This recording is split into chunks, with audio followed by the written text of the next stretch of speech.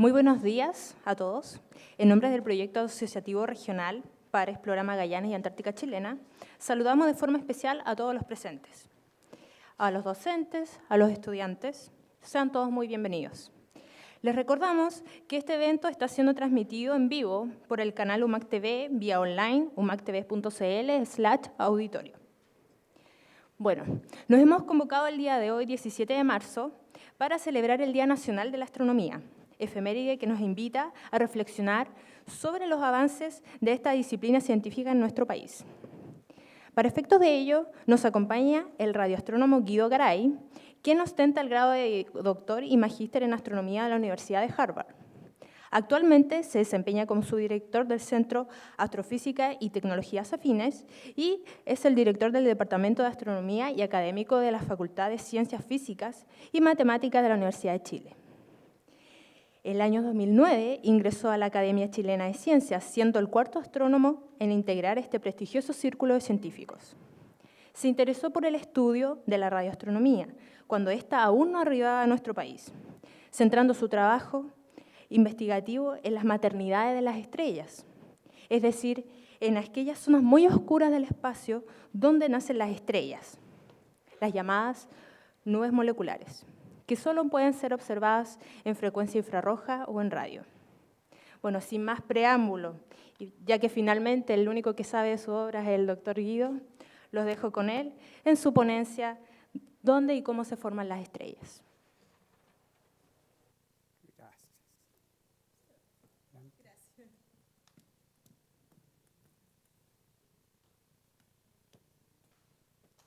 Gracias.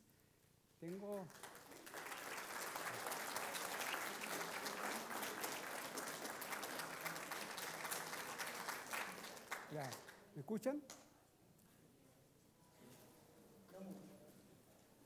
Ya, ok. Ahora sí. Bueno, para mí es un placer estar en esta región, primera vez que estoy acá. He tenido unos días maravillosos, gente muy amable que me ha invitado a diferentes actividades o a comer cosas especiales como Claudia acá. Pero más importante es estar con ustedes. Gracias por venir, porque así nos da la posibilidad, ¿cierto?, de contarles a ustedes, que son las mentes jóvenes, lo que estamos haciendo en astronomía en Chile.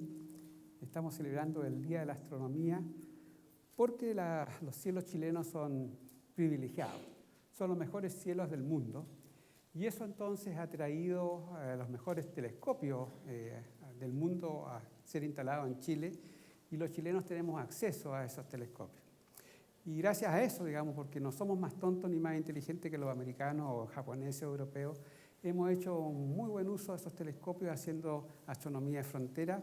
Y hoy por hoy entonces la astronomía se dice que Chile es la capital de la astronomía. Entonces se decidió hacer un día de la astronomía para divulgar esa riqueza natural de Chile entre ustedes. Y hoy día les voy a contar entonces dónde y cómo se forman las estrellas. Mi charla, su bosquejo, primero les voy a dar una introducción, la radiación electromagnética, la instrumentación astronómica, un poco acerca de la Vía Láctea. Segundo, le contaré justamente dónde se forman las estrellas, después le diré cómo se forman las estrellas y finalmente les voy a mostrar una película que hice yo cuando me hicieron miembro de la Academia de Ciencias, porque había que hacer algo para mostrarle a su familia de qué es lo que uno hacía y que la entendiera. Bueno, y la voy a usar para mostrársela a ustedes. Primero, la radiación. El físico James Maxwell, de las ecuaciones de Maxwell, para los que conozcan, descubrió que la luz óptica, ¿cierto?, la luz del Sol, es solo una parte pequeña de un fenómeno mucho más amplio, que es la radiación electromagnética. Acá tenemos, la radiación electromagnética está formada por ondas con una longitud característica que iguala la distancia entre dos máximos o dos mínimos, ¿cierto? Y les cuento esto porque la radiación electromagnética es la principal herramienta que tenemos los astrónomos para entender los objetos cósmicos. Es a través de la radiación que recibimos y el estudio de sus características que podemos inferir, ¿cierto?, de qué objeto proviene, si es una supernova, si es una galaxia, si es una estrella en formación, si es, no sé, una estrella como el Sol, si es un planeta. Entonces, el detectar la radiación electromagnética es clave para los astrónomos. ¿Okay? Y existe un gran rango de longitudes de onda que van desde los rayos gamma hasta la longitud de onda de radio, que son de típicamente metros o centímetros, y estos cientos de 0.01 nanómetros. Nanómetros son 10 a la menos 9 metros. Muy chiquito y muy energético, y esto poca energía. Y es solo en este rango, por supuesto, que en el infrarrojo y de radio, que se pueden observar los procesos que dan origen a las estrellas, por un motivo que ya los voy a contar en unos minutos más. Pero también quiero decirles que, ¿cierto?, hay un gran rango de longitud de onda y en cualquiera de estos rangos se puede hacer imágenes, ¿ya? Solo se necesita disponer de instrumentos y técnicas adecuadas. Así que en radio, incluso que observamos con radiotelescopio, uno finalmente puede hacer imágenes o en rayos X o lo que uno quiera. Y en particular, para estudiar formación estelar, uno usa radioastronomía o astronomía infrarroja y más que nada interferómetros, que son un conjunto de antenas que observan al unísono una misma fuente. Y acá tenemos el Very Large Array que está colocado en Nueva México, en Estados Unidos, que permite observar en longitud de onda de centímetros, cositas así, ¿cierto? Longitud de onda de ese tipo. Y el que está ahora muy de moda y que estamos usando en Chile es el Atacama Large Millimeter Array, o ALMA, que es un conjunto, un interferómetro de 66 radiotelescopios, que es el telescopio más maravilloso que se ha hecho en la faz de la Tierra. Está ubicado en Cerro Yacnantor a 5.100 metros de altura, ¿cierto? Y es un plató muy grandote cerca de San Pedro de Atacama, aquí en este país. Y este permite observar en longitud de onda submilimétrica, o sea, bajo milímetro, ¿no? Cositas bastante más chiquitas. Y están también, como les decía, los telescopios espaciales, porque recuerden que les dije también se hacen en infrarrojo. Y para observar en el infrarrojo uno necesita ir al espacio. Les voy a hacer preguntas a ustedes, no se asusten. ¿Por qué se necesita ir al espacio para observar en el infrarrojo? Porque la atmósfera es estrella. No realmente. Una parte de esa observación, pero no es la más importante. La más importante es porque nosotros estamos a una temperatura, ¿cierto?, de 30 grados centígrados o 300 grados Kelvin. Ya esa temperatura se emite mucho en el infrarrojo. Ustedes han visto películas, ¿cierto? Los americanos cuando quieren ver a los enemigos en la noche, ¿qué es lo que hacen? Usan lentes infrarrojos, porque uno emite radiación infrarroja porque tiene esa temperatura. Entonces todos ustedes, o nosotros, yo, estamos emitiendo en infrarrojo, entonces no tiene sentido estar emitiendo y tratando de observar cosas mucho más débiles. Entonces por eso que tiene que irse uno al espacio, ¿okay? Para no ser contaminado por nuestra propia radiación infrarroja. Bueno, y lo último en la introducción es la Vía Láctea, que es la galaxia en la cual vivimos, ¿cierto? Es una galaxia de tipo espiral, como la que se muestra en la figura. No podemos hacer una imagen de nuestra Vía Láctea, ¿cierto? Porque tendríamos que viajar como 10.000 años a la velocidad de la luz para sacar una foto que no se puede.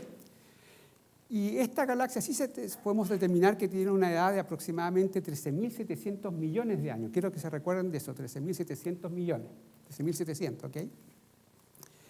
Y en las galaxias, y en particular en nuestra Vía Láctea, existen del orden de cientos de miles de millones de estrellas, 10 elevado a 11. ¿Okay? Y el Sol es una de ellas. Pero más, en este caso estoy interesado en estas que son las estrellas más luminosas, estos puntitos luminosos que se ven aquí, que son las justamente que existen estas estrellas luminosas. Estas estrellas luminosas con luminosidades del orden de 10.000 veces más luminosas que el Sol, tienen unas vidas de solo unos pocos millones de años, porque están quemando cierto combustible nuclear muy, muy rápido para tener esas luminosidades, y tienen unas vidas de solamente millones de años y explotan finalmente como supernova. Aquí está una imagen de una supernova que explotó hace más de 600 años, de la nebulosa del Cangrejo. Se ven cosas muy lindas, ¿cierto? La nebulosa del Cangrejo. Y aquí viene la diferencia, ¿cierto? Ya que las estrellas masivas tienen vidas muchísimo menores que la de la Vía Láctea, recuerden, millones, uno comparado con 13.700, y que la estamos viendo explotar ahora, ¿cierto? Porque las supernovas que estamos viendo son imágenes de ahora, uno puede inferir con esas dos condiciones que las estrellas se están formando continuamente, ¿cierto? Porque recién en este momento de la vida de la galaxia tenemos estrellas que están explotando, que recién nacieron, así que las estrellas se están formando continuamente. Y eso entonces lleva a la pregunta de, bueno, ¿dónde se forman las estrellas? Y después, ¿cierto?, ¿cómo se forman las estrellas? Entonces, veamos dónde se forman las estrellas. Aquí hay una imagen óptica en el visible de la Vía Láctea. Ustedes, quizás, probablemente muchos de ustedes han mirado, ¿cierto?, la Vía Láctea en las noches despejadas. Y uno puede ver, esta es una imagen óptica, esta es la imagen compuesta, ¿cierto?, de esta Vía Láctea que cubre 40.000 años luz. Y aquí está la Vía Láctea, estas cosas lechosas, ¿cierto? Láctea es leche y entonces esta cosa blanquecina es la Vía Láctea, que es luz de las estrellas. ¿Okay? Sin embargo, uno también ve zonas oscuras, ¿cierto? Ustedes las ven perfectamente, estas zonas oscuras, cosas por el estilo. Puede que ahí no hayan estrellas y tuvimos la mala suerte o la probabilidad de que no hubiera estrellas hasta esa dirección. Si hago un acercamiento por un factor de 200, voy a ver una región de 200 años luz, y aquí tengo justamente la Vía Láctea, y se ve claramente, ¿cierto?, que es luz de estrellas. Pero sigo viendo esta zona, ¿cierto?, oscurecida, donde pareciera que no hay estrellas, ¿cierto? Y si hago otro acercamiento por un factor de 200 de nuevo, me quedo con una imagen de 1 año luz, y acá tenemos justamente gran cantidad de estrellas, ¿cierto? Pero en el centro está esta cosa interesante, no hay estrellas, ¿cierto? Esta figura, digamos, que negrita como en forma de riñón, que no hay estrellas. Entonces la pregunta, bueno, es que justamente a lo mejor a esa posición en nuestra galaxia no habían estrellas o es otra cosa. ¿Okay? Entonces, la pregunta es, ¿son entonces estas zonas oscuras del cielo vacíos en el firmamento? Bueno, la respuesta solamente fue hecha, esta imagen se sabía ópticamente más de 100 años atrás, que no. A mediados de los 70 del siglo pasado, es decir, hace como 50 años, cuando se pusieron a observar con radiotelescopio, pudimos usar radiotelescopio, se estableció que estas regiones no son vacíos, sino que contienen una gran cantidad de moléculas, y esto se lo muestro en la siguiente. Aquí hay una imagen de la emisión en el gas molecular, el hidrógeno molecular. El hidrógeno es el elemento más abundante, así que hidrógeno hay muchísimo, y uno puede hacer entonces imagen. Y aquí si ustedes ven y pongo atrás, fíjense las zonas oscuras y fíjense que la correspondencia 1 a 1 entre el gas molecular y las zonas oscurecidas. Así que estos no son vacíos, sino que son nubes moleculares. Veamos las características. Entonces, como les dije, el elemento más abundante es el hidrógeno molecular y se han detectado más de 130 especies, entre ellas moléculas simples como el monóxido de carbono, el hidróxilo, agua y otros, y moléculas más complejas. ¿Alguien reconoce esa molécula CH3, CH2 o H? Seguro que yo creo que la mayoría de ustedes las han tenido en su boca o lengua, porque ese es alcohol etílico, ¿no? Así que incluso en el espacio hay alcohol etílico, pero claro, saldría muy caro ir a Estelar a tomarse un poquito de alcohol y muchas moléculas. Pero además de tener moléculas, estas nubes moleculares contienen pequeños granos de polvo con tamaños muy chiquitos, 10 milésimas de centímetro, incluso más pequeño que un pelito, pero que está compuesto de partículas sólidas, principalmente de grafitos y silicatos, con esos tamaños, como les dije, y son estas partículitas, este polvo absorbe la radiación. Ahora, el tamaño del polvo, si lo comparamos con la longitud de onda de la radiación óptica, es mucho más grande. Entonces, como que yo quisiera tratar de que pelotitas de ping-pong atravesaran esa pared. No va a ser posible. Entonces, el polvo absorbe esa radiación. ¿Okay? Y cuando hay mucho polvo, entonces se produce una extinción total, un oscurecimiento total de la luz, y por eso nos las vemos a oscuras. Acá les muestro entonces que estas nubes moleculares abarcan un amplio rango de tamaños, densidades, masa y forma. Acá hay una muy conocida por los que les gusta la astronomía, que es la cabecita del caballo, ¿cierto? La nebulosa, la cabeza del caballo. Esta entonces es una nube molecular. Y a la derecha tenemos justamente también la nebulosa o la nube molecular del caracol, por razones obvias, fíjese por los cachitos. Pero esto justamente quiero decirles que estas nubes son cosas muy grandes. Tienen tamaños de 1 a 30 años luz. Un año luz es la distancia que recorre la luz en un año, 3 por 18 centímetros. Lo importante es que son típicamente las distancias a las cuales están las estrellas. ¿Ustedes saben cuál es la estrella más cercana? Estuvo muy de moda hace un par de meses. Próxima Centauri, justamente. Y ahí se encontró un planeta, ¿cierto? Y esa estrella más cercana está a 4 años luz. Entonces las estrellas están típicamente a 4 años luz del Sol. Típicamente año luz es la distancia entre las estrellas. Las densidades son del orden de 1000 a 1.000.000 de partículas por centímetro cúbico. Eso parece grande, ¿no? Pero es bastante más chico que la densidad que hay acá en el que estamos respirando. ¿Cuál es la densidad de acá? ¿Alguien, los estudiantes de física o química, conoce un número muy conocido que es el número de Avogadro, que es el número de partículas que hay en un mol, ¿cierto? Entonces son varios órdenes de magnitud mayores, o sea que nosotros somos mucho más densos, pero igual en el espacio esto es bastante. En el espacio la densidad entre de las estrellas es menor que 1 partícula por centímetro cúbico. Y las masas van de, bueno, la masa de una masa solar, que son 2 por 10 elevado a 33 gramos, hasta 100.000 veces esas masas. Además, estas nubes moleculares son muy frías, ¿okay? Tienen temperaturas de 260 grados centígrados bajo cero, si ustedes físicamente 10 grados Kelvin. Y un 10% de la masa en la Vía Láctea, ¿cierto?, que es la masa total, está en forma de gas molecular. Tenemos bastante gas molecular. Y a mediados de los años 50, este astrónomo de la Universidad de Harvard, y que fue, por suerte, mi profesor, propuso que las nubes moleculares podían colapsar gravitacionalmente para formar estrellas. Una gran sugerencia, pero eso la propuso sin incluso saber, ¿cierto?, que las nubes moleculares estaban ahí, eran, bueno, de moléculas. Esta proposición no recibió mucha atención dentro de la comunidad porque no habían, ¿cierto?, los instrumentos, no habían telescopios, radiotelescopios. Entonces vale la premisa aquí, ver para creer. Entonces los astrónomos ópticos dijeron, bueno, será una proposición, nadie le dio mucha relevancia. Porque, como les dije, las nubes moleculares no permiten que pase la luz, luz óptica, y por lo tanto no se puede ver el proceso de formación de estrellas. Y la revolución en este campo se produjo con el desarrollo de la radioastronomía y la astronomía infrarroja. Y en estas bandas el polvo cósmico es mucho más chiquito que la radiación, que tiene una longitud de onda así, que ustedes quieren comparar un polvo así. Entonces el polvo no le pasa nada, la radiación pasa perfectamente tranquila sin preocuparse del polvo. El polvo cósmico entonces es transparente a esta frecuencia. Y ahora entonces les voy a mostrar los resultados observacionales. Las observaciones entonces en longitud de onda, ya sea de radio, milimétricas, infrarrojas, han mostrado sin lugar a dudas, en forma muy fehaciente, que las estrellas se forman en el interior de estas nubes moleculares, dándole entonces las observaciones la razón a Bart Bok. Y esto es espectacular porque esta fue la primera evidencia de imagen óptica de la región, esta es BNKL en Orión, les voy a mostrar un poquito después de Orión, que es la región de formación estelar más cercana que hay a la Tierra. Y aquí hay una imagen óptica, y enseguida les voy a mostrar, véanlo, una imagen infrarroja de la misma región, con la misma resolución, y esa es la imagen infrarroja. ¡Voilà! Fíjense ahí, un objeto absolutamente brillante con respecto a todo lo demás que en la parte óptica no está. Se fijan, completamente absorbido. Y ahí tenemos entonces la primera protoestrella detectada por el ser humano, digamos. Finalmente, ¿cierto?, ven que dentro de las nubes moleculares se forman las estrellas. Bart Bok estaba en lo correcto.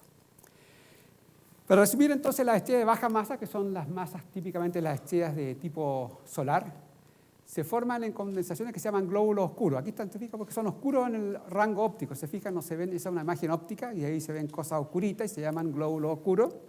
En la imagen de la izquierda, aquí les voy a mostrar lo que pasa en el infrarrojo, ahí se ve esa estrellita, ¿cierto? Esa protoestrella que no teníamos idea que estaba ahí en el óptico, pero ahí está. Y lo mismo sucede en la imagen de la derecha. En el infrarrojo tenemos eso que es una protoestrella, con esto que es un chorro que vamos a ver después a qué se debe, ¿okay?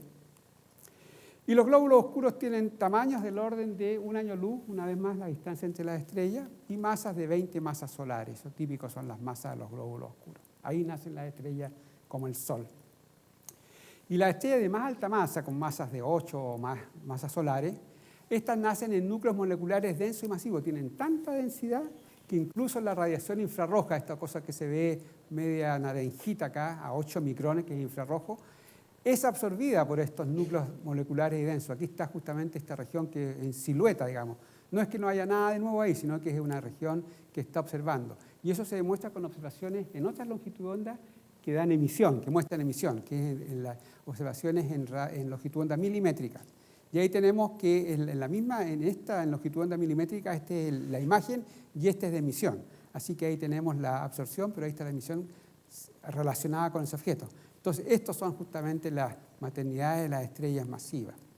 Y se demuestra aquí, si uno va al espacio y observa con el Spitzer, uno ve justamente que aquí se está formando una estrella masiva. Estos núcleos densos y masivos tienen tamaños parecidos a los glóbulos, que son de 1 año luz de nuevo, pero son masas mucho mayores, de 1000 masas solares, 50 veces mayores que la de los glóbulos. Bueno, ahora ya ustedes son expertos y saben perfectamente entonces dónde se forman las estrellas, ¿cierto? Estas nubes moleculares, y depende de la masa que van a formar en glóbulos o núcleos densos y masivos. Ya saben eso.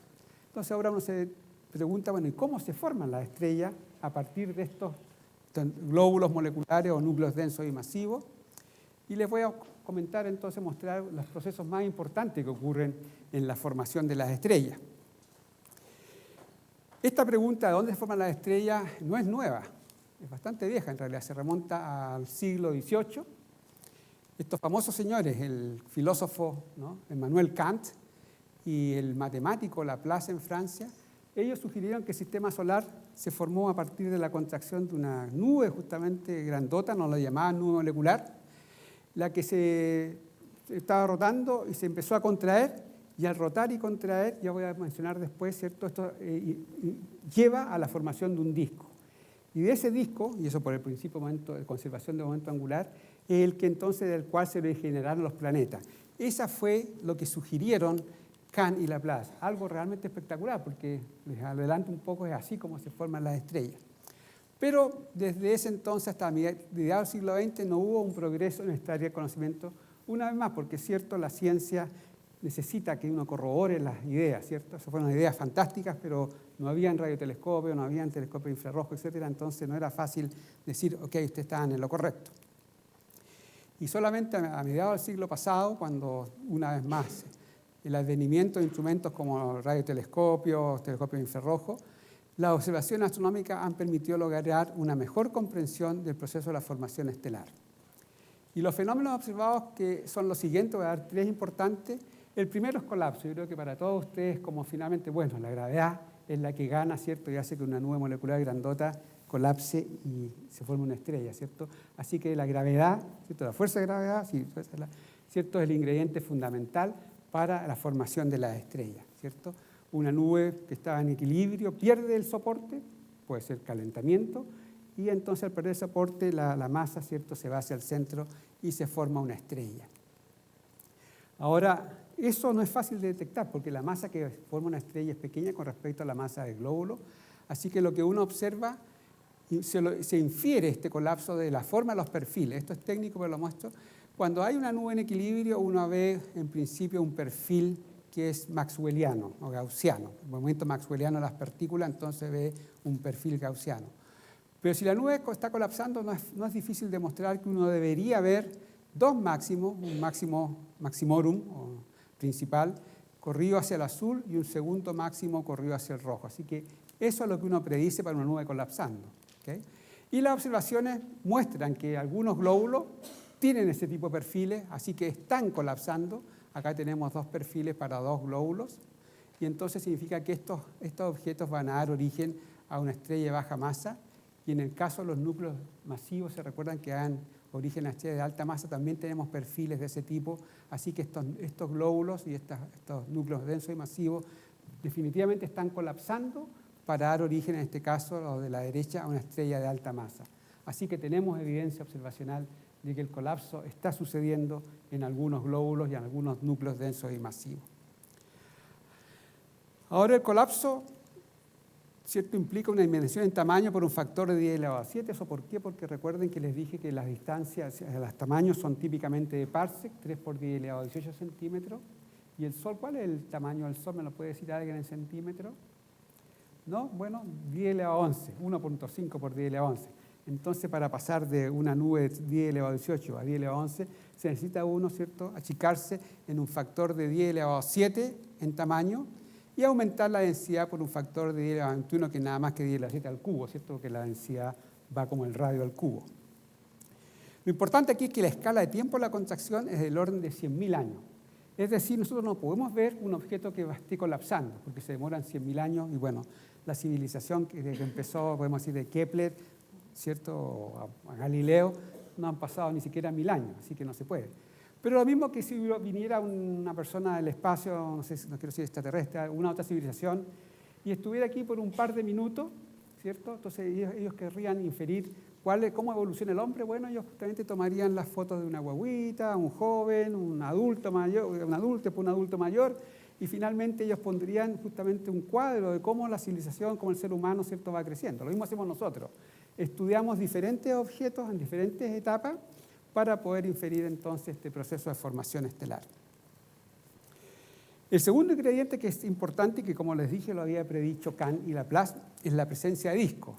Y esto viene porque si algo está rotando y colapsa, está el principio de la conservación del momento angular.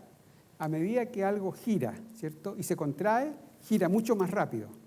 Eso lo pueden recordar cuando, ¿cierto?, una bailarina o una de patines, entonces cierra sus brazos y empieza a girar mucho más rápido. Bueno, ese es el principio de conservación del momento angular que se da en todos los objetos y acá. Y al girar más rápido, entonces finalmente se va a formar un disco en que hay un equilibrio entre la fuerza centrífuga del disco y la atracción de la gravedad. ¿Okay? Y se han detectado discos alrededor de estrellas jóvenes en un amplio rango de longitud de onda. Aquí les doy el caso de astronomía óptica o visible. Fueron los primeros discos. Aquí está una observación del disco alrededor de la estrella Beta Pictoris con el telescopio espacial. Y la emisión aquí es luz reflejada por el disco. La estrella está justamente bloqueada aquí. ¿Okay? Y esta emisión de la estrella que está siendo reflejada por el disco, por ahí ustedes tienen justamente el disco. A la derecha tenemos otro disco, esta cosa negrita, que es un disco que está absorbiendo lo que hay, la luz de fondo, ¿cierto? Está bloqueando, entonces uno ve el disco y en la parte central ve la estrellita. Así que tenemos un disco visto en silueta. Pero como les decía, y ahí enseguida viene una imagen que no es artística, sino que es una imagen moderna, una imagen que fue hecha hace 2 años atrás, de ALMA, para que vean la diferencia y cómo se va con la tecnología uno haciendo mejor investigación científica. También en el sublimétrico tenemos la presencia de discos, pero fíjense la riqueza de los discos, ¿cierto?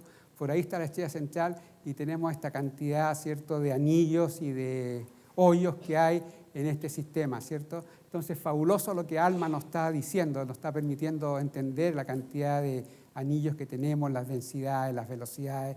Entonces, ALMA está haciendo una revolución en este campo. Esta, como les digo, una imagen real y de ALMA. Los discos tienen temperaturas entre 100 y 500 grados Kelvin, tamaños de 10 a 1000 unidades astronómicas. Unidades astronómicas es la distancia Tierra-Sol, son grandotes. Y masa del orden de 1/1000 de masa solar a 10 masas solares. Y aquí pongo otro disco, pero este es un disco visto en silueta. Aquí está la estrella y aquí tenemos justamente el disco visto en absorción para mostrarles algún problema que hay. Les dije que justamente que se formaba un disco y había un equilibrio entre la fuerza centrífuga y la fuerza de gravedad. Y eso significa que el disco va a estar estable. Entonces no voy a poder formar estrellas masivas, porque las estrellas van a ser de solamente unas masas solares. Para formar estrellas masivas, entonces necesito que este momento angular que tengo en el disco se vaya, lo pierda de alguna manera. ¿Okay? Y al perderlo, bueno, la cosa se contrae y uno puede hacer estrellas más masivas. ¿Ya? Necesitamos entonces un mecanismo que se lleve el momento angular. Ese era un problema que había en ese entonces. Pero esto se resolvió de la siguiente manera. A principios de la década del 50, 2 astrónomos, este americano y este mexicano, descubrieron estas pequeñas condensaciones que se ven aquí brillantes. ¿Okay? Y no estaban asociadas con estrellas y por lo tanto se deberían apagar en unos cuantos años, pero seguían brillando. Esto como ustedes ponen una tetera, ¿cierto? A hervir. Y le prenden el fuego hasta que hierve, empieza a hervir y sigue hirviendo, y cuando apagan el fuego, ya, ¿cierto?, ya no hierve más y se va a enfriar. Lo mismo sucede en cualquiera, porque es un principio físico. Todos los objetos tienden, ¿cierto?, al estado de menor energía. Entonces, estas nebulosas también, si no tienen estrellas que las están excitando, deberían apagarse, pero no estaban siendo apagadas, seguían brillando. Y este descubrimiento impulsó mucho el estudio de la formación estelar, ya que él llevaría a la solución de este problema del momento angular de los discos. Y eso justamente lleva a lo siguiente, al tercer ingrediente, que es la presencia de chorros ionizados o jets, que las observaciones modernas muestran que durante el proceso de formación, que uno esperaría puro colapso, las estrellas inyectan gas ionizado con grandes velocidades, de cientos de kilómetros por segundo y en forma muy colimada. Aquí tenemos justamente una imagen real de una protoestrella que se está formando aquí. Y vean esta maravillosa, ¿cierto?, ilustración de este chorro o jet, que muy colimado y con altas velocidades. Si ustedes ven, perdón, quería hacer esto porque aquí hay una simulación de qué es lo que está pasando, cómo se inyecta gas y se va propagando por el medio. Pero las simulaciones son mucho más feas, ¿cierto?, que la verdadera realidad, que la naturaleza nos muestra. Pero esa es la idea, ¿cierto?, que en esta cosa Y eso es una cosa importante que quisiera recalcar porque hasta cuando se observaron estos chorros y había ese dilema, ningún físico, ni astrónomo, ningún pensador se le ocurrió que en el proceso de colapso de gravedad, ¿cierto?, se iba a eyectar materia, ¿te fijas? Pero lo fantástico es que las observaciones te lo muestran, ¿cierto? Uno va y ve que hay este tipo de cosas. Entonces, es fantástico que uno cuando, bueno, yo no es un cliché, pero uno se levanta, los astrónomos, los científicos, y cada día se da cuenta que ha sido más ignorante, porque hay cosas nuevas que no ni siquiera había pensado antes. En este caso hay un proceso nuevo, que es la eyección de chorros, que no lo pensó nadie, pero que está ahí, y ahora lo entendemos, pero fue observacionalmente detectado. ¿Se fija? Entonces, esa es la maravilla de hacer ciencia de astronomía, que hay tantas sorpresas cuando uno va a los telescopios y observa. Acá hay dos imágenes de chorros, tienen velocidades entre 100 y 1000 kilómetros por segundo, o sea, en un segundo esto va de Santiago a Puerto Montt. Tienen tamaños de 1 centésima a 1 año luz. Y los objetos Herbig-Haro, que son los de Herbig y Haro, estos son cuando este chorro choca con el medio ambiente, lo empuja, ¿cierto? Cuando ustedes tienen alguna fuerza que está empujando algún material, bueno, se mueve. Y eso es lo que pasa, que los objetos Herbig-Haro son producidos cuando el chorro ionizado choca con el medio ambiente. Esta es una imagen que está compuesta por 3 años, ¿se fijan?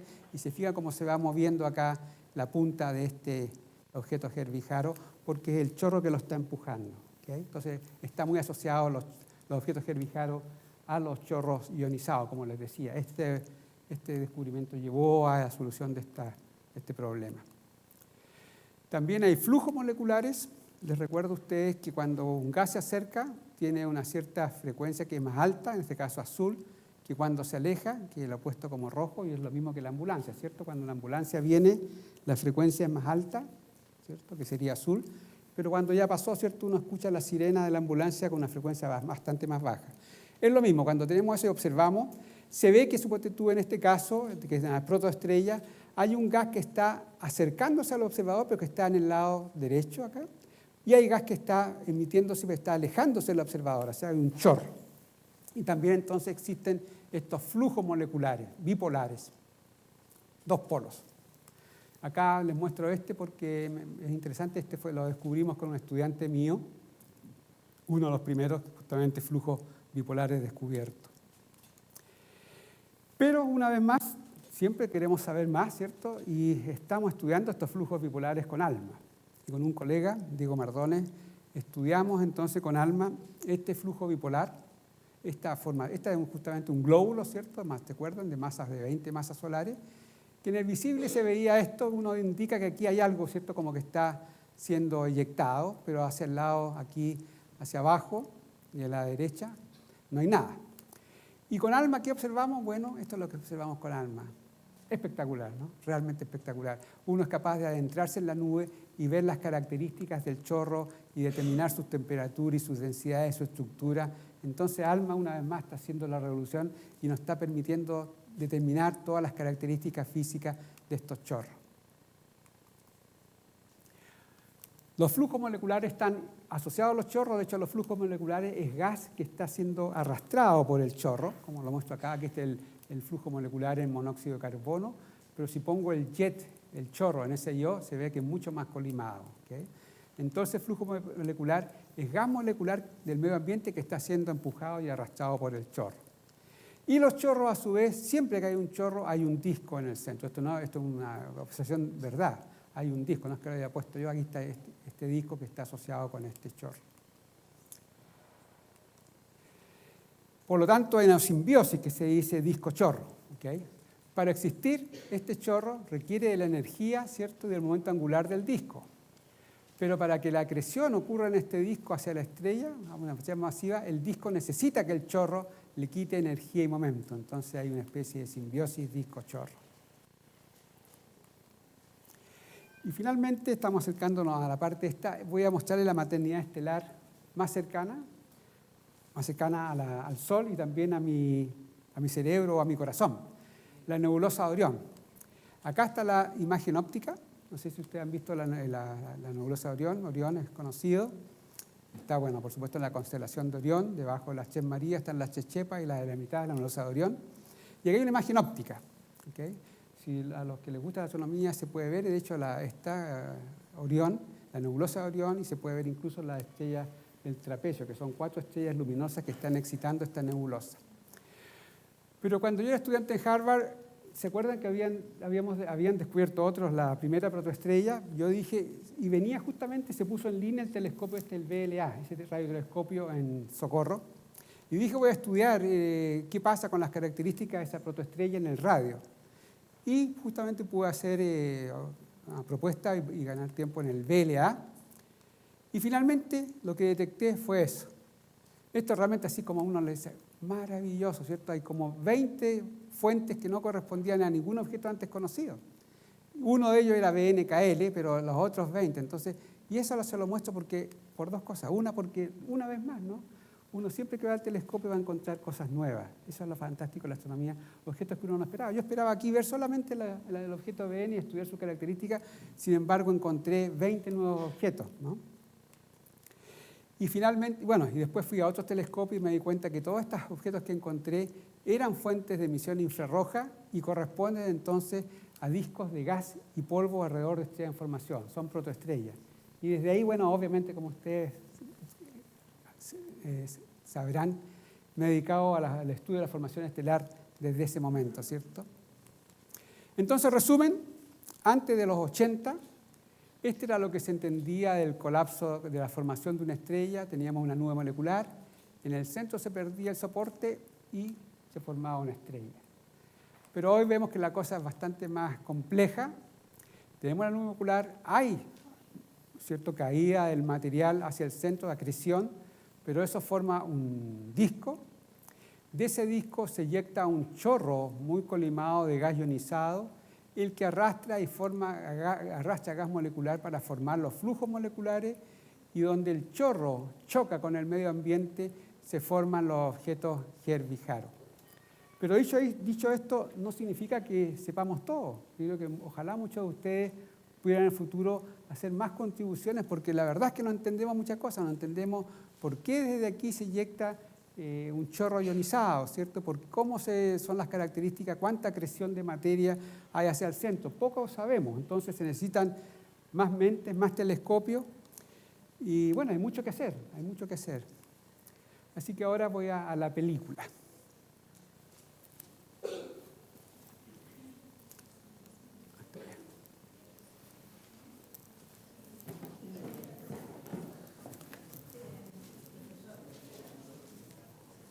¿Qué pasa? No, pues yo tengo que ponchar la película, gracias.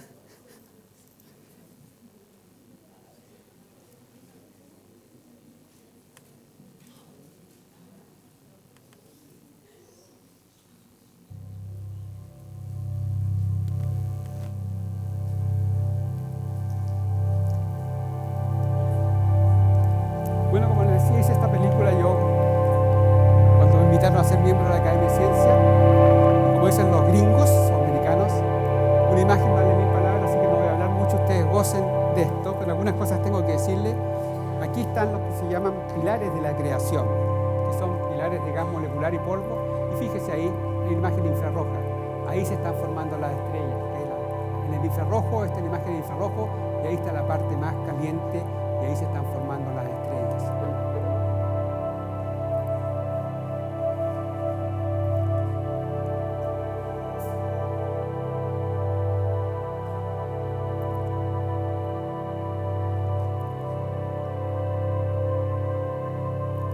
Aquí es una animación de cómo se podría justamente la nube que está en rotación llevar justamente a la formación de un disco, y ese disco en la parte central se empieza a formar una estrella.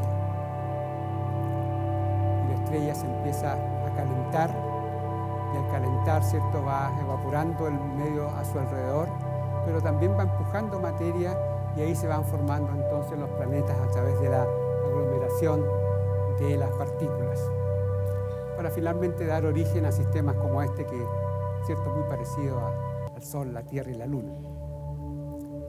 La segunda parte, un viaje a la nebulosa de Orión, mi nebulosa favorita. Ahí está Orión, y esta es la constelación de Orión.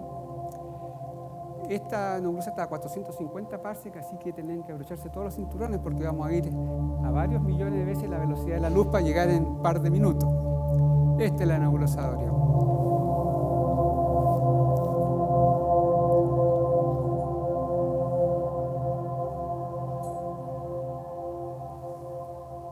Como les decía, bueno, el Orión justamente es gas que está siendo excitado por las estrellas centrales aquí, que son muy luminosas, son las estrellas del trapecio. Entonces estamos cada vez acercándonos más al corazón de la nebulosa de Orión.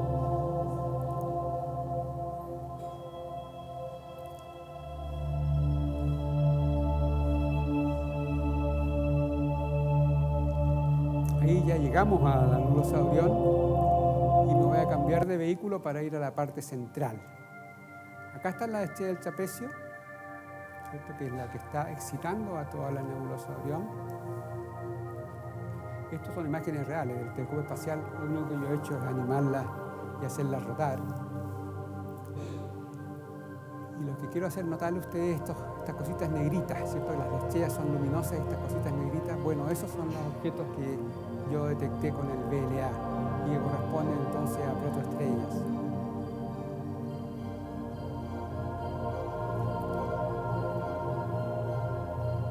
Ahí no es que se haya a perder, sino que estoy pasando por una nube que me está bloqueando la luz óptica.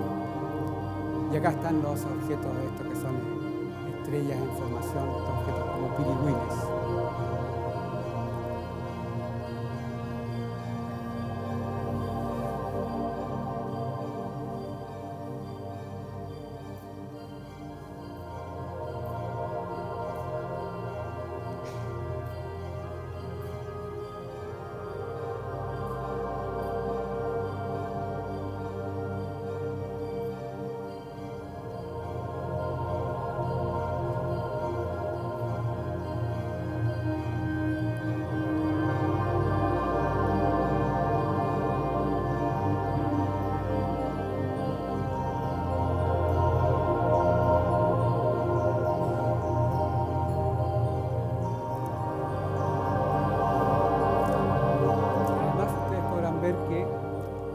Esta conformación no se forman en forma aislada, sino que se forman junto con otras estrellas. Así que a las estrellas les gusta formarse en forma gregaria, o sea, en grupos o cúmulos. Se los digo porque más adelante vamos a echar cúmulos. O sea, las estrellas no se forman en forma aislada.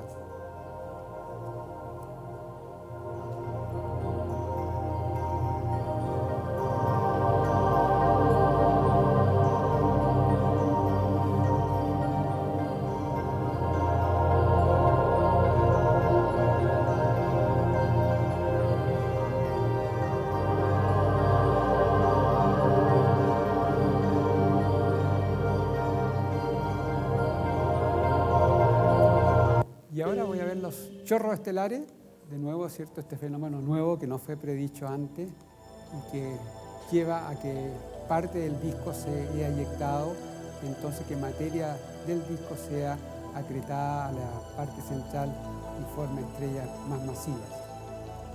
Acá tenemos una imagen en el óptico y le voy a poner encima en unos segundos una imagen en el infrarrojo. Entonces ahí se ve claramente la presencia de estos chorros y así es todo, sigue en las imágenes que se muestran acá. Aquí hay un chorro directo, bueno, se ve en el óptico porque ya ha sido sacado el gas primordial, el gas matinal, o sea, uno ve claramente ese fantástico chorro altamente columado.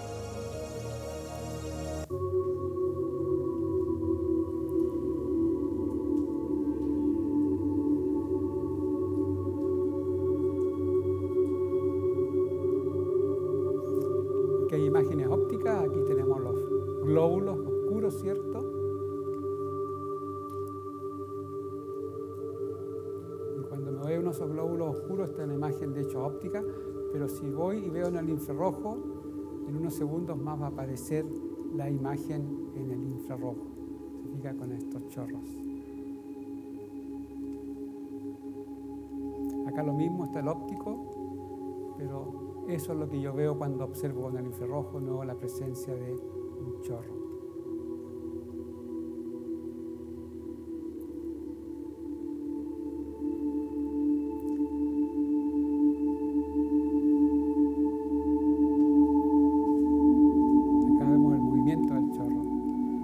terminar esta sección de los chorros, vámonos al glóbulo, ¿cierto?, que observamos con el ALMA. Acá está el glóbulo óptico, pero acá entonces yo le pongo encima las observaciones de ALMA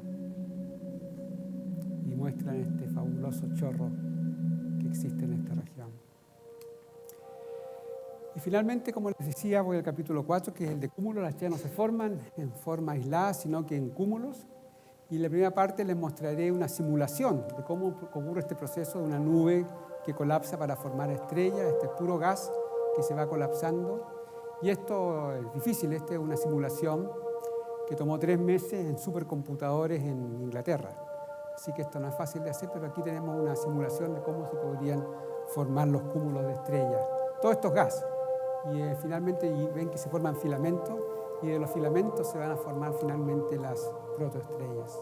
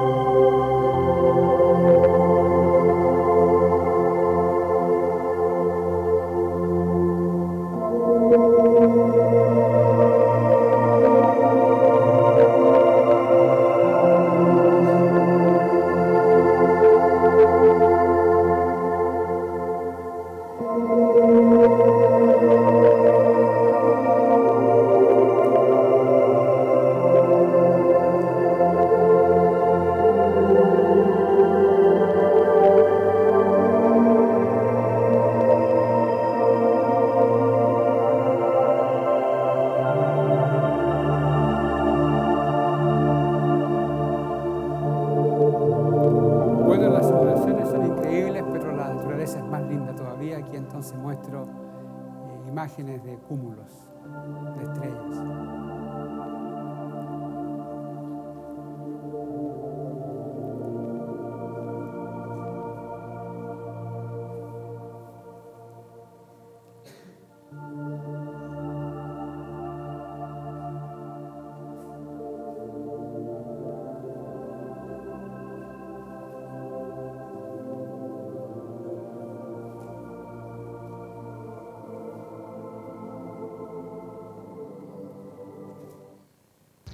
Bueno, ya vamos llegando al final. El final de una estrella masiva, ¿cierto? Una supernova. Interestelar, todos los elementos que tiene usted en su cuerpo, que tenemos nosotros, el carbono, el fierro, el calcio, los huesos, el fierro, la sangre, todos los elementos que ustedes vean en su cuerpo, que son hijos de las estrellas, ¿cierto? Así que hay que tomar la astronomía con mucha preocupación.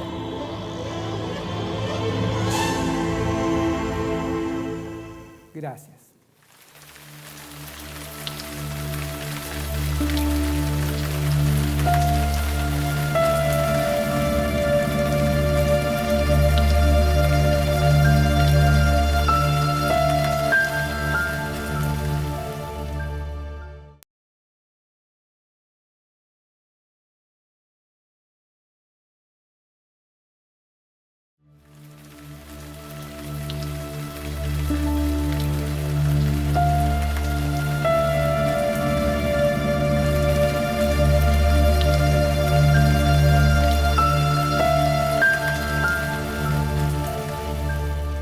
Quería preguntar si los jets que expulsa son diferentes a los que genera un pulsar.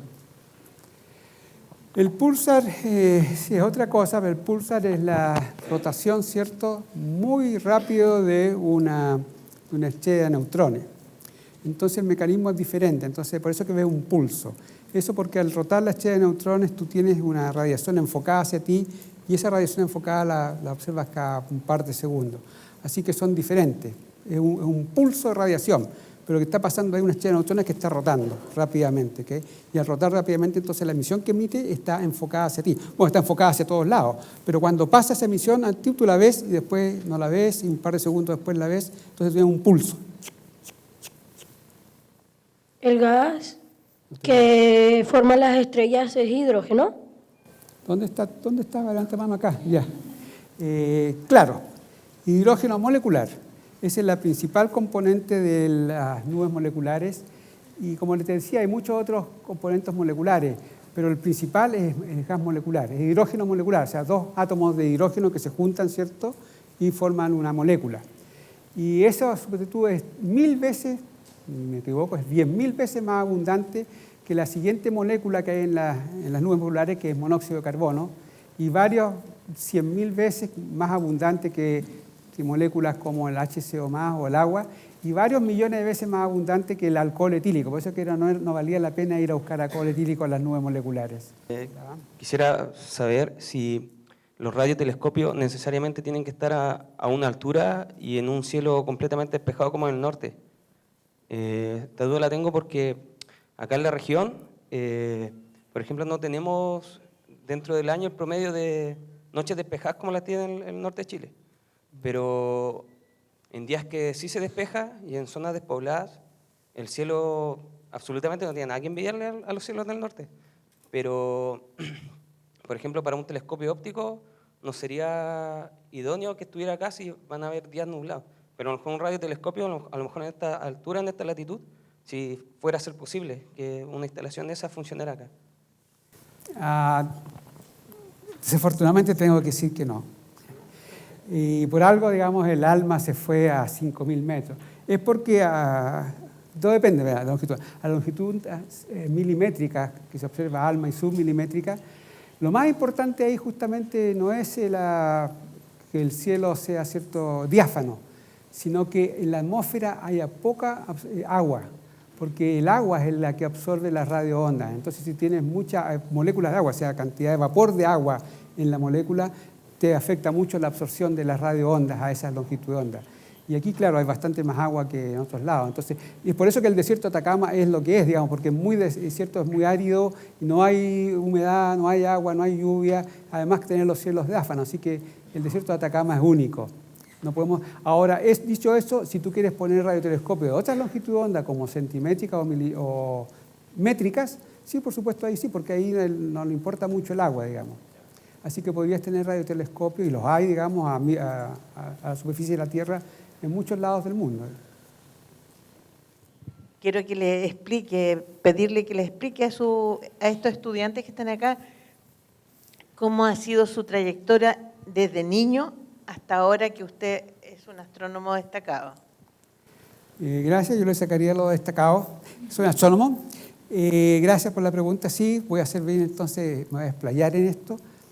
La astronomía me empezó a gustar de bastante chico, de cuando yo tenía como 8 a 9 años y cuando iba a veranear con mi familia al sur de Santiago, en el norte de ustedes, a casi 2.000 kilómetros al norte, bueno, digamos en la región de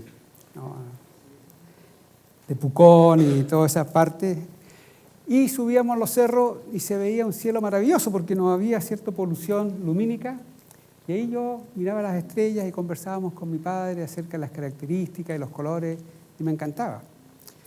Pero no había decidido ser astrónomo hasta un par de años después, cuando mi profesor de matemáticas del gran colegio en que yo estudié, que es el Instituto Nacional, llegó un día a la clase y nos dijo: niños, yo fui a Puerto Rico y estuve en un radiotelescopio que recién se había puesto en línea, que era el telescopio de Arecibo, radiotelescopio, y con él, fíjese, se puede ver el universo en otras longitudes de onda, uno que no podemos ver nosotros. Y eso me fascinó, dije, qué lindo, yo podría investigar cosas que no ve el ojo. Y quise de ese momento ser astrónomo, y afortunadamente he logrado ser astrónomo, de hacer lo que me gusta, no porque sea más inteligente y ni menos inteligente que ninguno de ustedes, pero es porque justamente he puesto 99% de transpiración en lograr eso y 1% de inspiración, que la inspiración, ¿cierto?, es poder entender algunos objetos y cosas por el estilo. Pero para lograr ser astrónomo en cualquier área de la ciencia o en cualquier área, todos tienen ustedes que transpirar, hay que querer, ¿cierto?, que uno lo puede hacer y estudiar y todo eso. Ahora, claro, después de eso, yo dije, ¿cómo lo hago esa carrera? Entré a la Universidad de Chile a estudiar licenciatura en astronomía, es decir, a la Escuela de Ingeniería, donde entramos todos a plan común, y en tercer año yo sabía que quería estudiar astronomía, estudié licenciatura, fui a hacer mi tesis a Cerro Tololo con un astrónomo, Pat Osmer, Y gracias a eso yo me conecté con el mundo americano y claro, después tomé los exámenes y postulé a Harvard y me aceptaron en Harvard. Y la verdad que Harvard es otro mundo, ¿no? Es la mejor universidad del mundo por lejos. Es una universidad privada, pero una universidad privada como a mí me gusta, una universidad privada sin fines de lucro. Harvard tiene muchísimo dinero, pero nada para lucro, nadie se hace rico ni un peso. Por supuesto que traen a los mejores laboratorios, la mejor gente, las mejores investigaciones que llevan a muchos premios, a gente a ganarse premios, pero una universidad fantástica, sin fines de lucro. Después me fui a hacer un postdoctorado a Alemania, que uno se doctora, pero no está todavía 100% listo para hacer investigación. Y finalmente llegué a la Universidad de Chile y Margarita, pues no quiero ser presumido, pero cuando yo me doctoré, hice mi postdoctorado, después me invitaron a ser profesor de la Universidad de Harvard. Y yo dije, no, me tengo que ir a Chile para enseñarle a ustedes.